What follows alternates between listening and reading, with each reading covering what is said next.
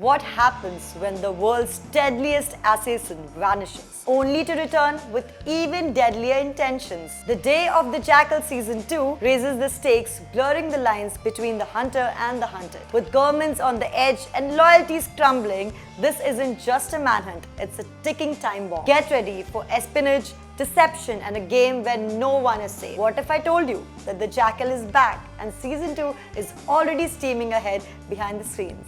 Yes, Eddie Redmayne is returning, and not just that, he's already in several scripts and can't wait to step back into the shoes of the world's most dangerous assassin. This isn't just a hype. Sources suggest scripts are nearly locked and production is set to begin soon. While there's no official release date yet, all signs points towards the second half of 2026 launch, keeping in line with the current production timeline. But here's the real twist. Eddie has teased dream locations like the Maldives, Bali, and even snow-covered mountains, hinting that the Jackal next mission will be even more global, stylish than ever before. And if that wasn't enough, Season 1 just landed an Emmy nomination for Outstanding Cinematography, proving the show's visual brilliance isn't just going unnoticed, with the Jackal now seeking vengeance against those who betrayed him and deeper emotional threads promised through his fractured relationships with Nuria. Season 2 is shaping up to be